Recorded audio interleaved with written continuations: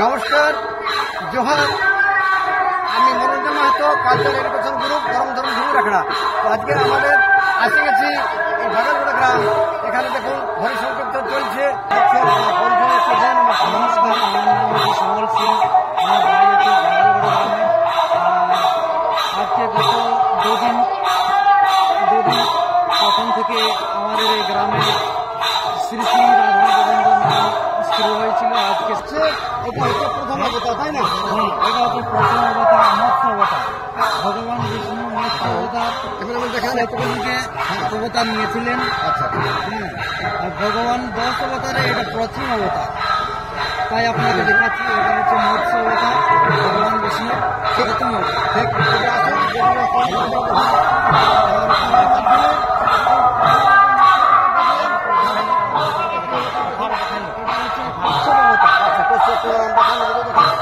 ভালো করে দেখেন। এই কচ্ছ অবতার এই জন্য নিয়েছিলেন ভগবান বিষ্ণু, যে সমুদ্র মন্থন করার জন্য এই কচ্ছ অবতার নিয়েছিলেন।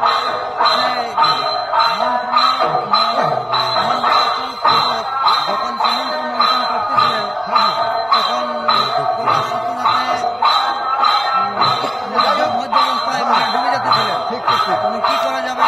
ভগবান তখন কচ্ছ অবতার নিয়ে তার পিঠের মধ্যে ঠিক ভালো জিনিস, খুব ভালো। আমাদের অঞ্চলে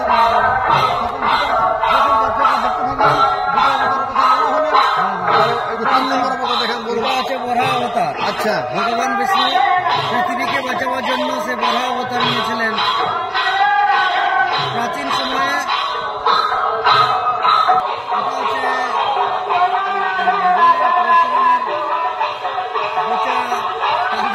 আচ্ছা আচ্ছা, বুঝতে পারি। আচ্ছা আচ্ছা, যাই হোক,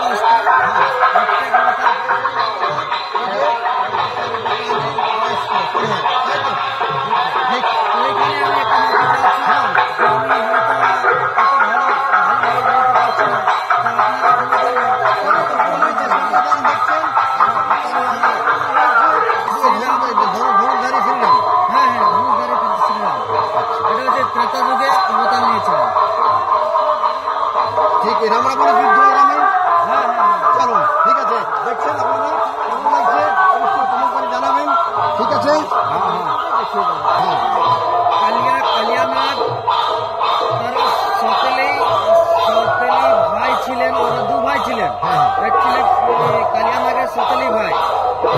সে ওদের অনেক একসাথে থাকলে মানে ঝগড়াঝাটি হতো, তাই অনেক শত্রুতা হতো। এটা আছে শ্রীকৃষ্ণ অবতার। আচ্ছা, শ্রীকৃষ্ণ। হ্যাঁ, শ্রীকৃষ্ণ অবতার। আর এই যে ওই জিনিসটা হাতের কি ধরা আছে, কেমন দেখান তো? ঠিক আছে, শ্রীকৃষ্ণের বাঁশি। বাঁশি। আমাদের দেখুন বর্তমান দিনে যেসব বাঁশি ব্যবহার হয়, ওই বাঁশি মনে হয়। হ্যাঁ, তাই কেন যখন আমরা তো দেখি না, যেটা পুরাণে বেঁধে লেখা আছে, তাই তো? ঠিক সে তারপরের কথা বলে তার মানে। ঠিক, আসুন আপনারা দেখতে থাকুন। আচ্ছা, চিত্রকলায় 3টা পা দর্শাইছে। তাই এই জন্য দর্শাইছে যে রাজা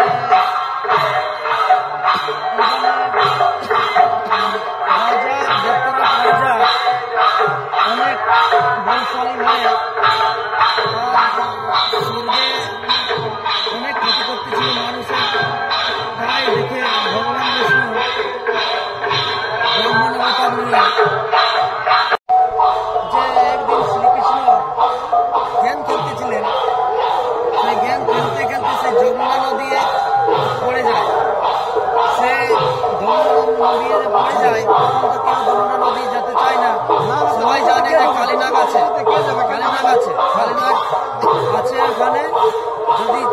যদি যায় তো মেরে ফেলবে, তার ডরে কেউ যেতে চায় না। তো শ্রীকৃষ্ণ নিজেই চলে গেলেন সেখানে। গায়ে দেখছেন যে এখানে কালীনাগ আছে, কালিয়ানাগ আছে।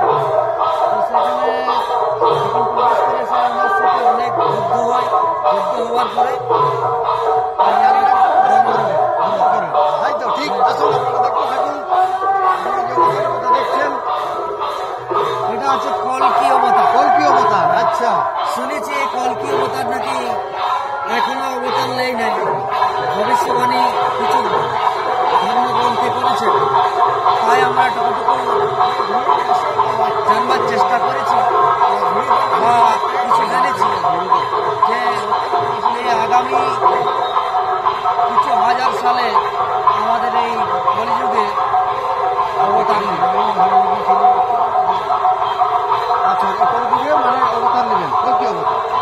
এই যে এই জিনিসটা এটা দেখাচ্ছে এরকমভাবে শ্রীকৃষ্ণের জন্মলীলা এখান থেকে শুরু হয়েছে, শ্রীকৃষ্ণের প্রথম লীলা থেকে। আচ্ছা আচ্ছা, মহাভারতের প্রথম লীলা এখান থেকে শুরু হয়েছে। ঠিক, দেখান পুরো পুরো দেখতে পাবেন। আর অবশ্যই কমেন্ট করে জানাবেন, লাইক করবেন।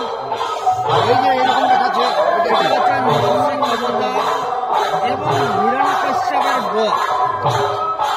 সেই হিরণ্যকশ্যপ অনেক শক্তিশালী, এমন শক্তিশালী, এত শক্তি পেয়েছিলেন তপস্যা করে ব্রহ্মার কাছে যে কোনো অস্ত্রই তাকে মারা যাবে না। কোনো অস্ত্র, পৃথিবী এমন কোনো অস্ত্র নেই যে ওকে মারা যাবে না।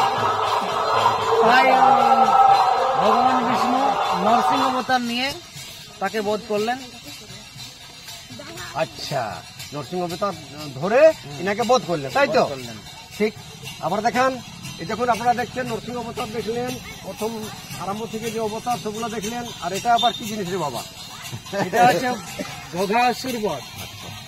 এটা হচ্ছে বঘাসুর, তাই শ্রীকৃষ্ণ বধ করেছিলেন।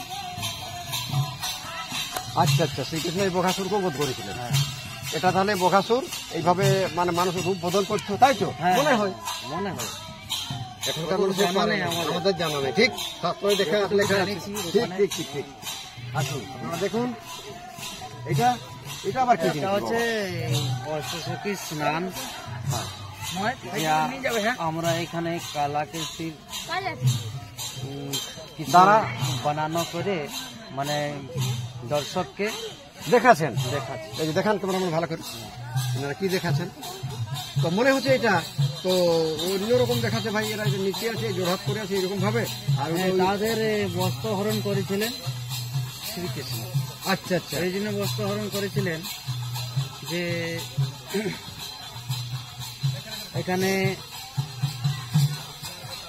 বরুণ দেব পুজো করতো শুনেছি। হ্যাঁ মনে হয়, জানি না যে কতটা সত্যি হবে, হ্যাঁ হ্যাঁ। তবুও আমি বলবার চেষ্টা করছি যে বরুণ দেব পুজো করতো, তা ওই সামনে এই অষ্টসখী স্নান করতো নির্বস্ত্র। তা সে বরুণ দেবের অপমান হতো। তখন শ্রীকৃষ্ণ জানতে পায়, তাদের বস্ত্রকে হরণ করে তার বস্ত্র, ছেলেদের বস্ত্র দিয়ে তাকে লজ্জা দেয়। সে তখন থেকে সে আর নির্বস্ত্র স্নান করে নাই। ঠিক। তো এটা দেখুন, এটা সাইন্টিফিক মেথড, এটা অবশ্য ভালো জিনিস। অবশ্যই এইটা যেমন ভালো করে দেখেন।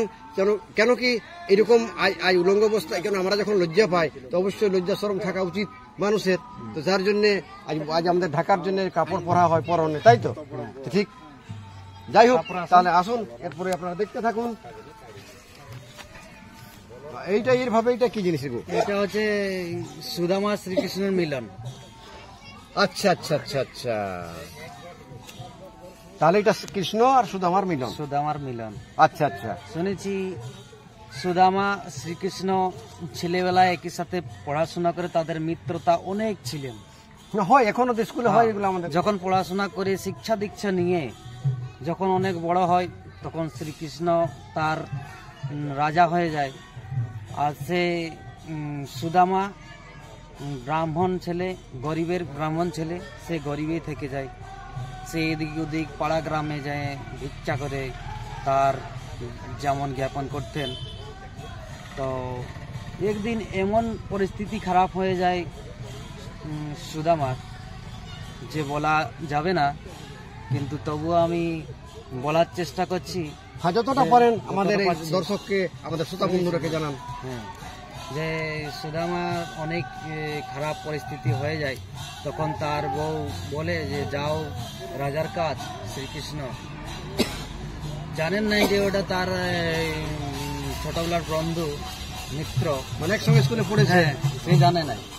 তো তাই এবার বোর কথা শুনে চলে যায় সেই শ্রীকৃষ্ণ রাজার কাছে। যাই দেখে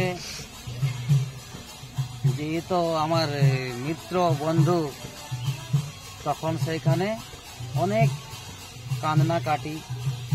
আচ্ছা আচ্ছা, এইভাবে এরা কলাকলি হয়েছে, এবারে কলাকলি জোড়া হয়েছে, মানে হয়েছে। বন্ধুকে বন্ধু ভুলে নাই। হ্যাঁ, তাই তো হ্যাঁ। এখনকার মতো, এখন যে আমাদের মির্জাফর আমরা হয়ে গেছি, হ্যাঁ। এখন যে আমাদের কি মানুষের উপর আমরা বিভেদ হ্যাঁ। করছি, তখন এটা তার মানে এটা একটা দেখাচ্ছিল, এটা এটা বিজ্ঞান জিনিস হতে পারে, বা এটা রিসার্চ হওয়া দরকার হ্যাঁ, আছে। হ্যাঁ, তাই তো রিসার্চ করা দরকার। একদম রিসার্চ একটা হওয়া দরকার বটে এটা। আমরা তো এখানে শুনেছি, কেবল কিছু কিতাবে দেখেছি, দেখেছি। পড়েছি, কিছু আজকালের ইউটিউব এবং টিভিও আমরা দেখেছি। কারণ কতটা সত্যি কতটা কি আমাদের ঠিক ঠিক জানা ঠিক, নেই। ঠিক এটা রিসার্চ হওয়া দরকার আছে। ঠিক, ধন্যবাদ। চলুন আর দেখেন এখানে আরেকটা আছে। দেখুন, এটা নটা অবতার আপনারা দেখলে, এটা 10 নম্বর অবতার, তাই তো? ভগবান বুদ্ধ অবতার। আচ্ছা, বুদ্ধ অবতার। হ্যাঁ, এটা শুনেছি যে পৌরাণিক কথা অনুপাতে হ্যাঁ। দৈত্যরাজের শক্তি অনেক বেড়ে গেছিল, তাই দেবতাদের অনেক অসুবিধা হতেছিল। যে ওখানে যত স্বর্গের বিনাশ হতেছিল, যে যত সমস্ত সম্পত্তি কবজা করে নিতেছিল দৈত্যরাজ। তাই একদিন তখন ভগবান বিষ্ণু বুদ্ধ অবতার রূপ ধারণ করেছিল। এই দুনিয়াকে সন্দেশ দিয়েছিলেন, তাই তো? তো আমি আপনার শ্রোতার কাছে আমি বলতে চাই, আমার চ্যানেলের মাধ্যমে যারা যারা দেখছেন, ফলো করছেন, অবশ্যই খুব ভালো। তো এখানে 10 অবতারের কথা দেখলেন, তো আমি এনাকে জিজ্ঞাসা করি 10 অবতারের আগে কোন অবতার নিশ্চয়ই ছিল, তাহলে আমরা আসলাম কেন? আমার বাবা ছিল, তার বাবা ছিল, তার বাবা ছিল, তাহলে এগুলো আসলো কি করে? তখন তো লেখালেখি ছিল না। আর এখন আপনারা যে দেখছেন চিত্রলিপি, যেটা আপনার সিগন্যালে ব্যবহার হয়, তার আগে তো ওই ইংরাজি হোয়াটসঅ্যাপ ইউনিভার্সিটি, তখন নিশ্চয়ই কোনো ইউনিভার্সিটি ছিল, তাই আমাদের চিত্রলিপি কি করে হলো? তো সেরকম আরো কোনো অবতার ছিল, তার সম্বন্ধে আপনার কিছু জানা আছে? হ্যাঁ, মানে জানা তো নেই, কিন্তু আমার মনে হচ্ছে যে ইয়ার আগে অনেক অবতার ছিল। তো আমরা তো আদিবাসী লোক, আদিমকালের মানুষ, ইন্ডিজিনাস পিপল। হ্যাঁ, আমার নাম হচ্ছে সুমল সিং। তো অবতার অনেকেই ছিল, কিন্তু মানুষ মনে হয় একটাই ছিল, যে একটাই আজ আমরা হাজার হাজার মানুষ হয়ে গেছি। যদি অনুভব করা যায়, তো কেউ এই কথাটা মানে, কেউ না মানে। আমাদের যেটা এখানে আমাদের ঝাড়খণ্ড অন্তর এখনো আমাদের আছে, যেটা এখানে আদিবাসী ইন্ডিজিনাস পিপল যারা আছে, এদের কিন্তু অন্তরে আছে, কোনো অন্তরে নেই। পূজা পাশা হয় এদের অন্তরে, পূজা পাশা এদের কোনো পণ্ডিত লাগে না। এদের রাজা আছে, এদের গোরাম আছে, জাহির আছে, বুড়ার থান আছে। আর মনে হচ্ছে আমার বুড়ো বাবা আদি লোক, কিন্তু এখানে যারা এখনো মানুষের যারা গুরু শেখা আছে, একটা এখনো আছে, যেটা দাবি ভাষায় বলে যে উরুর সম্ভু থাকুন। আপনারা সবাইকে নমস্কার, জোহার জানাই। আর আপনারা ভালো থাকুন, সুস্থ থাকুন, সবল থাকুন, তাই তো? আর যদি লাইভে আপনারা যারা যারা আছেন, এগুলো দেখছেন, যদি কোনো কমি থাকে কমেন্ট করে অবশ্যই জানাবেন। আপনারা আমরা ভিডিও জন্য ভালো ভালো ভিডিও নিয়ে আসতে পারি, তাই তো? ধন্যবাদ। হরি মন্দির কীভাবে চলছে, হরিকীর্তন আজকে 24 প্রহর দুদিন থেকে চলছে। দেখলেন কীভাবে আজ শ্রোতারা ভক্তরা আছেন, দেখুন কেমন কীর্তন লাগিয়েছে। দেখুন, এটা মনে হয় যে স্বয়ং হরিয়েই আসি যেতে পারে না, কেমন কি দেখলেন। দেখুন মানুষের আস্থা কীরকম আছে, আছে ভক্তজনরা সব আসছে। দেখুন, যাই হোক, এগুলো হওয়া দরকার জীবনে।